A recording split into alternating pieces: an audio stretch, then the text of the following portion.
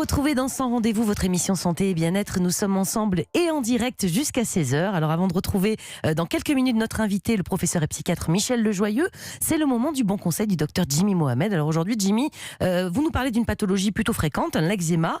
Et je crois qu'en plus les parents, alors l'eczéma chez l'enfant justement, et les parents ils ont souvent du mal à traiter correctement, mais plus par méconnaissance finalement que de la maladie que par difficulté. C'est quoi l'eczéma concrètement ? Exactement, alors l'eczéma, ou on appelle ça aussi la dermatite atopique, donc c'est très fréquent, c'est 10 à 20% des enfants et 4% des adultes. C'est la seconde maladie de peau la plus fréquente, juste après l'acné.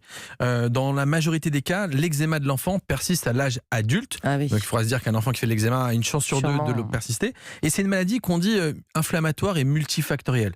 L'origine est immunologique, génétique, et c'est pour ça qu'on a souvent des familles avec des gens qui font de l'eczéma, et notamment de l'asthme, et environnemental, car le nombre de cas a doublé en 30 ans. C'est lié à une réponse inadaptée suite à une anomalie de la barrière de la peau qui ne joue plus son rôle de défense, et par conséquent elle est sèche et elle ne peut plus protéger du milieu extérieur, et à ce moment-là le système immunitaire surréagit et ça aboutit à l'eczéma. Et comment on le reconnaît chez son enfant ? Bon, après, il faut évidemment consulter, mais qu'est-ce qu'il doit y faire penser ? Il y a des signes assez caractéristiques. Le premier, c'est la sécheresse cutanée. Et ensuite, on a des enfants qui se grattent énormément, des démangeaisons.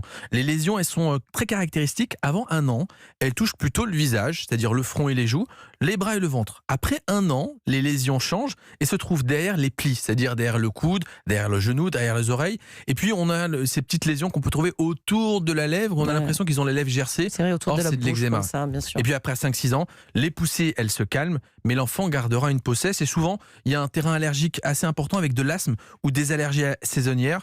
Et surtout, lorsque les lésions ne sont pas traitées, elles aboutissent à de la surinfection. Alors comment on traite justement rapidement ? Alors la base du traitement, c'est lutter contre la sécheresse cutanée. C'est-à-dire qu'il faut hydrater la peau, et entre 2 périodes, c'est-à-dire soit on a une crise et il faut traiter de façon plus importante, soit une période d'accalmie, et même dans la période d'accalmie, l'hydratation est le maître mot. Donc l'hydratation, toujours l'hydratation. Exactement, avec des crèmes émollientes qui permettent de reconstruire la barrière cutanée. Elles permettent de limiter l'évaporation de la peau, et la peau sera donc moins sèche, plus souple et mieux armée pour lutter contre les allergies et les infections. Et quand il y a vraiment une crise d'eczéma très sévère, là c'est un traitement plus fort, j'imagine. Il faut traiter avec des dermocorticoïdes. Ces dermocorticoïdes permettent de calmer l'inflammation. Ils sont faits à base de cortisone.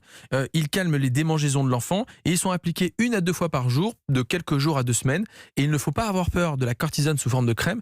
Elle entraîne quasiment jamais d'effets secondaires. C'est pas les effets secondaires de la voie orale. Parce que souvent on pense que ça fait grossir, c'est pas la voie orale. Et surtout, lorsqu'ils sont utilisés à bon escient, l'inflammation sera détruite par la cortisone, et à ce moment-là, la cortisone ne passe pas dans le sang, et à ce moment-là, la poussée passe et l'enfant va mieux. Merci beaucoup, docteur Jimmy Mohamed, pour tous ces conseils.